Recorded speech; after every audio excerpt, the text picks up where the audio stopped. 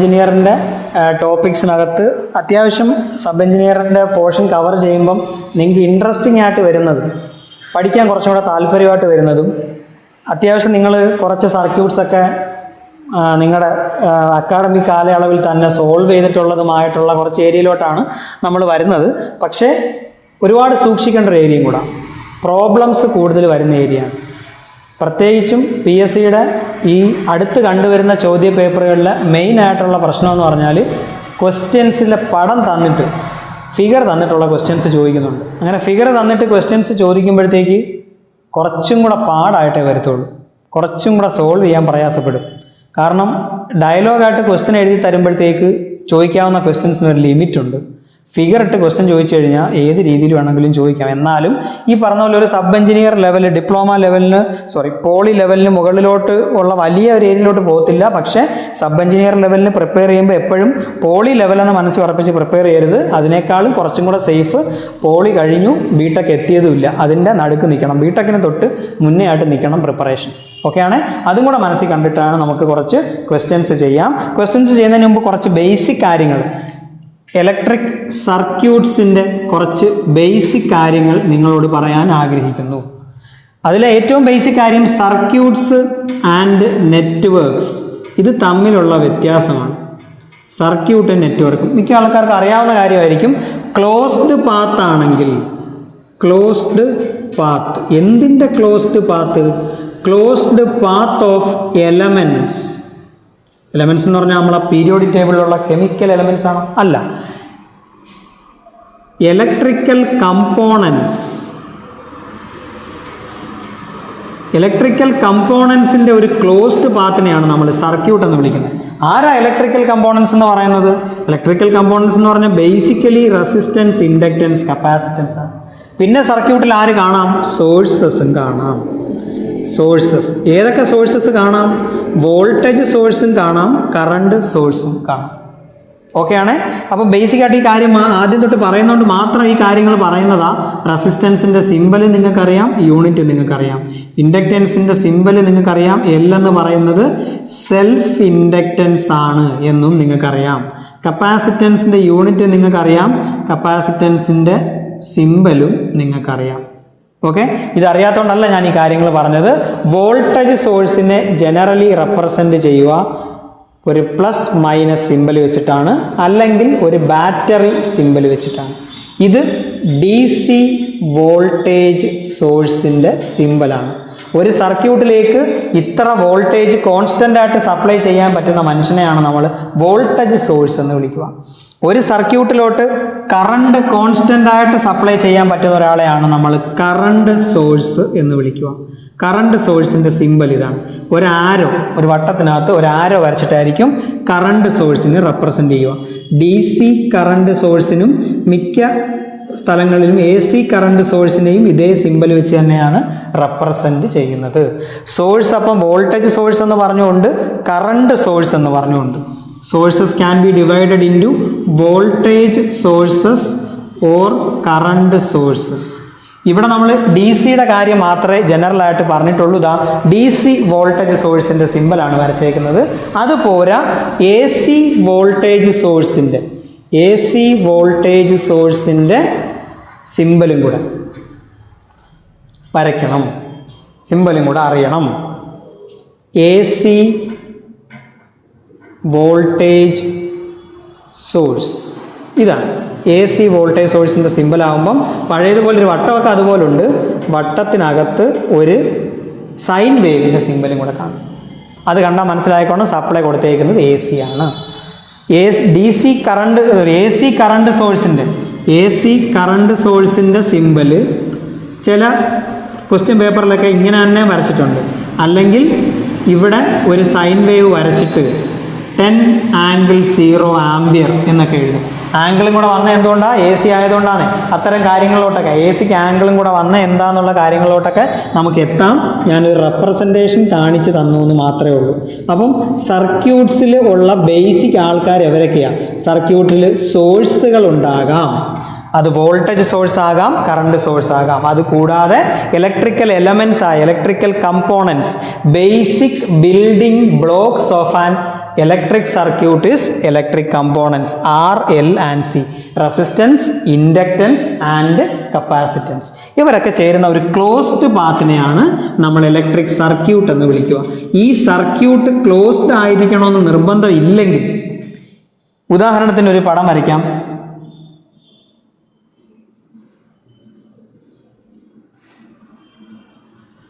ഇതൊരു electric circuit അല്ല, പക്ഷേ ഇതൊരു നെറ്റ്വർക്കാണ്. നോക്കിയാൽ റെസിസ്റ്റൻസ് 1, 4, 7, 3 ഇങ്ങനെയൊക്കെയാണ് വാല്യൂസ് എന്ന് വിചാരിക്കാം. ഇതൊരു നെറ്റ്വർക്കാണ്. കാരണം ഇതിനകത്ത് റെസിസ്റ്റൻസ് വേണമെങ്കിൽ ഒരു ഇൻഡക്റ്റൻസ് ആക്കാം, 3 എന്നുള്ളതിന് ഇൻഡക്റ്റൻസ് ആക്കാം. റെസിസ്റ്റൻസും ഇൻഡക്റ്റൻസും ഒക്കെ ഉള്ള ഒരു കോമ്പിനേഷനാണ് ഈ വരച്ചേക്കുന്നത്. പക്ഷേ എന്തല്ല, ക്ലോസ്ഡ് അല്ല. അപ്പോൾ any combination can be called a network. ഇതിനെ നെറ്റ്വർക്ക് എന്ന് വിളിക്കാം.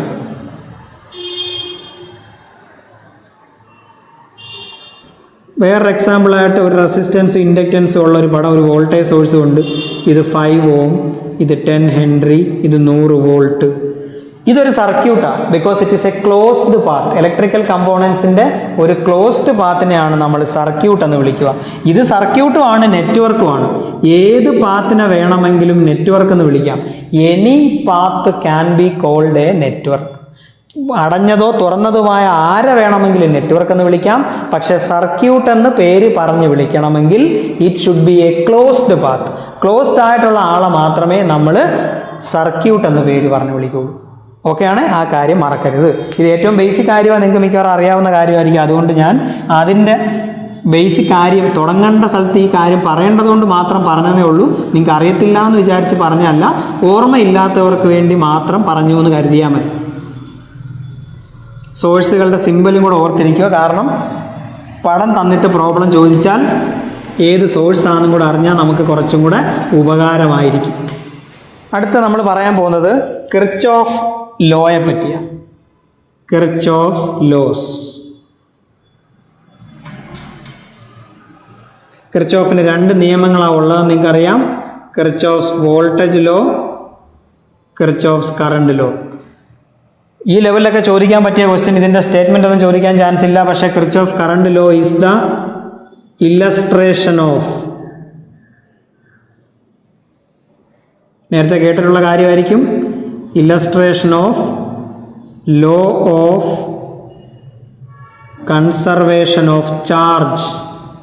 ചാർജ് നഷ്ടപ്പെടുന്നുമില്ല, പുതിയതായിട്ട് ഉണ്ടാവുന്നുമില്ല എന്നുള്ള ആ ലോയാണ്. Law of conservation of charge. Kirchhoff's voltage law.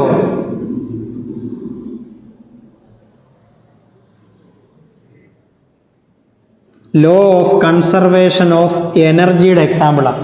Kirchhoff's voltage law is an illustration അല്ലെങ്കിൽ example of law of conservation of energy. Voltage law എനർജിയുടേതും കറണ്ട് ലോ ചാർജിൻ്റെതും. അപ്പോൾ നമുക്കൊരു സർക്യൂട്ട് വരച്ചിട്ട് അതിനകത്തുനിന്ന് കിർച്ചോഫ് വോൾട്ടേജ് ലോ ഒന്ന് എക്സ്പ്ലെയിൻ ചെയ്യാൻ നോക്കാം.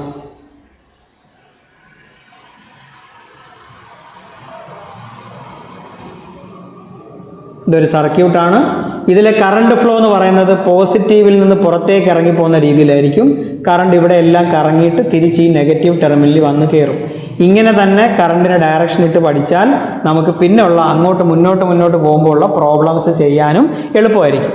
ഇത് 10 വോൾട്ട് സോഴ്സ് ആണെന്നിരിക്കട്ടെ. ഇത് 5 ഓം റെസിസ്റ്റർ, ഇത് 3 ഓം റെസിസ്റ്റർ. വോൾട്ടേജ് ലോയിൽ കിർച്ചോഫ് പറയുന്നത് algebraic sum of voltage sources. അപ്പോൾ ഈ സർക്യൂട്ടിൽ, ഈ മെഷിൽ, ഈ ക്ലോസ്ഡ് പാത്തിൽ എത്ര വോൾട്ടേജ് സോഴ്സ് ഉണ്ടെന്ന് നോക്കണം. ഒറ്റ വോൾട്ടേജ് സോഴ്സേ ഉള്ളൂ. Algebraic sum of voltage source എന്ന് എഴുതാൻ 2 പേരില്ല, അയാൾ മാത്രം. Okay, that is equal to algebraic sum of voltage drops എന്നാണ് കിർച്ചോഫ് പറഞ്ഞത്. Algebraic sum of voltage sources is equal to algebraic sum of voltage drop എന്നാണ് കിർച്ചോഫ് പറഞ്ഞത്. അപ്പോൾ വോൾട്ടേജ് ഡ്രോപ്പ് ആരാണ്? വോൾട്ടേജ് ഡ്രോപ്പ് എന്ന് പറഞ്ഞ ക്വാണ്ടിറ്റി ആരാണ്? ബേസിക്സിൽ നമ്മൾ പഠിച്ച കാര്യമാണ്. വോൾട്ടേജ് ഡ്രോപ്പ് എന്ന് പറഞ്ഞാലും അത് വോൾട്ടേജ് തന്നെയാണ്. വോൾട്ടേജിൽ നിന്ന് എന്തെങ്കിലും നഷ്ടപ്പെട്ടാലും അത് വോൾട്ടേജ് തന്നെയാണ്, അല്ലേ? വോൾട്ടേജിൽ നിന്ന് കുറച്ച് ഭാഗം നഷ്ടപ്പെട്ടു എന്ന് പറഞ്ഞാൽ വോൾട്ടേജിൽ നിന്ന് കറണ്ടാണ് നഷ്ടപ്പെടുന്നത്. വോൾട്ടേജിൽ നിന്ന് നഷ്ടപ്പെടുന്ന ആരാ? വോൾട്ടേജ് തന്നെയാണ്. വോൾട്ടേജ് ഡ്രോപ്പിൻ്റെ ഇക്വേഷനും വോൾട്ടേജിൻ്റെ ഇക്വേഷനും സെയിം ആണ്. Voltage drop is equal to V is equal to I into R. മറക്കരുത്, വോൾട്ടേജ് ഡ്രോപ്പിൻ്റെ ഇക്വേഷനും കറണ്ട് ഇൻറ്റു റെസിസ്റ്റൻസ് തന്നെയാണ്. ഓംസ് പറഞ്ഞ പോലെ കറണ്ട് ഇൻറ്റു റെസിസ്റ്റൻസ് തന്നെയാണ് വോൾട്ടേജ് ഡ്രോപ്പിൻ്റെയും ഇക്വേഷൻ. അപ്പോൾ 10 വോൾട്ട് ഇസ് ഈക്വൽ ടു, ഇവിടുത്തെ കറണ്ടിൻ്റെ പേര് ഐ എന്നാണെങ്കിൽ 5ൻ്റെ ഡ്രോപ്പ് കറണ്ട് ഇൻറ്റു റെസിസ്റ്റൻസ്. അപ്പം റെസിസ്റ്റൻസ് ഇൻറ്റു കറണ്ട് 5i. 3യുടെ ഡ്രോപ്പ്, 3 കൂടെയുള്ള കറണ്ടും ഐ തന്നെയാണ്, പ്ലസ് 3 ഇൻറ്റു ഐ. ഇതാണ് കിർച്ചോഫ് പറഞ്ഞ കാര്യം. Algebraic sum of the equation രൂപത്തിൽ എഴുതാം. Algebraic sum of voltage source, ഇവിടെ ഒരു സോഴ്സേ ഉള്ളായിരുന്നു, അതുകൊണ്ടാണ് 10 എന്ന് മാത്രം എഴുതിയത്, is equal to algebraic sum of voltage drops. Voltage ഡ്രോപ്പുകളുടെ എല്ലാം കൂടെ സം. ഇനി ഇവിടെ എഴുതുന്ന ആളെ +10 എന്നോ -10 എന്നോ എഴുതാം. എങ്ങനെയാണെന്ന് വെച്ചാൽ നിങ്ങളിപ്പോൾ ഇട്ടേക്കുന്ന കറണ്ട് ഡയറക്ഷൻ ക്ലോക്ക് വൈസാണ്. ഈ ഡയറക്ഷൻ ക്ലോക്ക് വൈസ് ആണെങ്കിൽ ഇയാളുടെ ഡയറക്ഷൻ എങ്ങോട്ടാണെന്ന് നോക്കുക. ഇയാൾ ഇങ്ങനെ മേളിലോട്ട് കയറി വന്ന് ഇങ്ങോട്ട് പോകുന്ന രീതിയിലാണ് നിങ്ങൾ ഇട്ടേക്കുന്നത്. 2 ഡയറക്ഷനും സെയിം ആയതുകൊണ്ടാണ് ഇയാളെ പോസിറ്റീവ് എന്ന് എഴുതിയത്. ഇതിലേതെങ്കിലും ഒരു ഡയറക്ഷൻ തിരിഞ്ഞായിരുന്നെങ്കിൽ, അല്ലെങ്കിൽ നിങ്ങൾ ഇട്ടത് ക്ലോക്ക് വൈസ് ആയിട്ട് തന്നെ ഇട്ടോ, ഇത് തിരിഞ്ഞാണ് ഇരുന്നെങ്കിൽ -10 is equal to 5i + 3i എന്ന് എഴുതേണ്ടി വന്നത്. ഓക്കെ ആണ്. ഇതാണ് കിർച്ചോഫിൻ്റെ വോൾട്ടേജ് ലോ. കണക്ക് ചെയ്യുമ്പോൾ നമുക്ക് ഈ പ്ലസിനെയും മൈനസിനെയും പറ്റി കുറച്ചും കൂടെ ചർച്ച ചെയ്യുകയോ അവിടെ എന്ത് പ്രശ്നമാണ് ഉണ്ടാകുന്നതെന്നോ നോക്കാം. അപ്പോൾ കിർച്ചോഫ് പറഞ്ഞത് algebraic sum of voltage sources is equal to algebraic sum of voltage drops in a closed path. കുറച്ചും കൂടെ ക്ലിയർ ആയിട്ട് പറഞ്ഞാൽ ഇൻ എ മെഷ്. മെഷിലെ കാര്യമാണ് കിർച്ചോഫ് പറഞ്ഞത്. എന്താണ് മെഷ്? Smallest closed path. ഇനി സബ് ഡിവൈഡ് ചെയ്യാൻ പറ്റാത്ത, ഇനി അകത്തോട്ട് ഇറങ്ങി വീണ്ടും ഒരു സർക്യൂട്ട് ഇല്ലാത്ത, നമ്മൾ നേരത്തെ വരച്ച ഫിഗറിനകത്ത് ഒരു ക്ലോസ്ഡ് പാത്തേ ഉള്ളായിരുന്നു. ഇതിനെ ആ മെഷ് എന്ന് വിളിക്കുക. ഇങ്ങനെ ഒരു സാധനം കൂടെ ഉണ്ടെങ്കിൽ ഇതൊരു മെഷ്, ഇത് രണ്ടാമത്തെ മെഷ്, ഇത് മൊത്തം കൂടെ ചേരുന്ന ഒരു മെഷ് അല്ല. മെഷിൽ മാത്രമാണ് നമ്മൾ സാധാരണ കിർച്ചോഫ് വോൾട്ടേജ് ലോ അപ്ലൈ ചെയ്യാറ്. ക്ലോസ്ഡ് പാത്തിൽ ഏതിൽ വേണമെങ്കിലും അപ്ലൈ ചെയ്യാം. നോർമലി നമ്മൾ മെഷിൻ്റെ പുറത്താണ് അപ്ലൈ ചെയ്യുന്നത്. ഞാൻ ഡീറ്റെയിൽ ആയിട്ട് അതിനെപ്പറ്റി പറയാത്തത് പ്രോബ്ലം കണ്ട് മനസ്സിലാക്കുമ്പോൾ കുറച്ചും കൂടി ഒരു ക്ലാരിറ്റി കിട്ടും. പ്രോബ്ലത്തിലോട്ട് തന്നെ നമുക്ക് ഡയറക്റ്റായിട്ട് പൊക്കളയാം. പക്ഷേ അതിന് മുന്നേ നമുക്ക് ആ കിർച്ചോഫ് കറണ്ട് ലോയും കൂടെ പറഞ്ഞിട്ട് നമുക്ക് അങ്ങ് പ്രോബ്ലത്തിലോട്ട് പോവാം. കിർച്ചോഫ് കറണ്ട് ലോ, ഇയാൾ മെഷിൻ്റെ കാര്യമാണ് പറയുന്നതെങ്കിൽ കിർച്ചോഫ് കറണ്ട് ലോ പറയുന്നത് നോഡിൻ്റെ കാര്യമാണ്. Node or junction or common point in A circuit. ഒരു സർക്യൂട്ടിലെ കോമൺ പോയിന്റിനെ പറ്റിയാണ് കിർച്ചോഫിൻ്റെ കറണ്ട് ലോ പറയുന്നത്. ഒരു സർക്യൂട്ടിലുള്ള എലമെൻറ്റ്സ് മീറ്റ് ചെയ്യുന്ന പോയിന്റിനെ, കോമൺ പോയിന്റിനെ പറ്റിയാണ് കിർച്ചോഫിൻ്റെ കറണ്ട് ലോ പറയുന്നത്. അവിടേക്ക് വരുന്ന കറണ്ടുകൾ I1ഉം I2ഉം ആണെന്ന് വിചാരിച്ചോ. അവിടെ നിന്ന് ഇറങ്ങിപ്പോകുന്ന കറണ്ടുകൾ I3ഉം I4ഉം ആണെന്ന് വിചാരിച്ചോ. അങ്ങനെയാണെങ്കിൽ കിർച്ചോഫ് പറഞ്ഞത് algebraic sum of current entering, അകത്തേക്ക് വരുന്ന current will be equal to algebraic sum of current leaving. Algebraic sum of current entering is equal to algebraic sum of current leaving. Algebraic sum of current entering is equal to algebraic sum of current leaving a junction അല്ലെങ്കിൽ a node. ഒരു നോഡിലേക്ക്, ഒരു ജംഗ്ഷനിലേക്ക് വന്ന് കയറുന്ന കറണ്ടും, വന്ന് കയറിയത് ആരൊക്കെയാ? I1ഉം I2ഉം. Algebraic sum of current entering is equal to, ഇറങ്ങിപ്പോയത് ആരൊക്കെയാ? I3ഉം I4ഉം. Algebraic sum of current leaving. ഇത്രയേ ഉള്ളൂ കിർച്ചോഫ് പറഞ്ഞ കാര്യം. പക്ഷേ ഇതൊക്കെ വെച്ചിട്ട് ആപ്ലിക്കേഷൻ ലെവലിലായിരിക്കും നമ്മുടെ സബ് എഞ്ചിനീയറിനകത്ത് ക്വസ്റ്റ്യൻ വരിക. ഈ സ്റ്റേറ്റ്മെൻറ്റ് അറിഞ്ഞിട്ട് സത്യം പറഞ്ഞാൽ സബ് എഞ്ചിനീയറിൽ വലിയ കാര്യമൊന്നുമില്ല. സ്റ്റേറ്റ്മെൻറ്റ് ഉൾപ്പെടെ നമ്മൾ പറഞ്ഞിട്ടുണ്ട്. എന്നാലും സ്റ്റേറ്റ്മെൻറ്റിനേക്കാൾ ഇമ്പോർട്ടൻ്റ് ഏത് ലോ ഓഫ് കൺസർവേഷൻ ആണെന്നുള്ള പോയിൻറ്റും ഇത് അപ്ലൈ ചെയ്യുന്ന പ്രോബ്ലങ്ങൾ സോൾവ് ചെയ്യാനുള്ള നമ്മുടെ ഒരു ബേസിക് കഴിവായിരിക്കും അവിടെ പരീക്ഷിക്കപ്പെടുന്നത്. ഞാൻ വോൾട്ടേജ് ലോയും കറണ്ട് ലോയും മാത്രമേ പറഞ്ഞുള്ളൂ. രണ്ട് കാര്യങ്ങളും കൂടെ, പ്രോബ്ലം സോൾവ് ചെയ്യാൻ ആവശ്യമുള്ള രണ്ട് കാര്യങ്ങളും കൂടെ. ഓക്കെ, രണ്ട് ലോ എന്നല്ല, നമ്മൾ കറണ്ട് അല്ലെങ്കിൽ വോൾട്ടേജ് കണ്ടുപിടിക്കാൻ ഉപയോഗിക്കുന്ന രണ്ട് റൂളുകളും കൂടെ പറഞ്ഞിട്ട് നമുക്ക് ഡയറക്റ്റായിട്ട് പ്രോബ്ലത്തിലേക്ക് പോകുന്ന ഒരു രീതി നോക്കാം. Current division rule.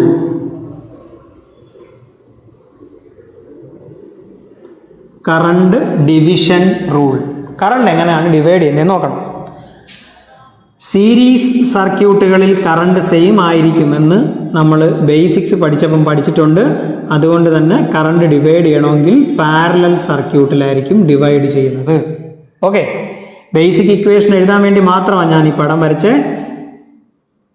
ഇവൻ്റെ പേര് I1.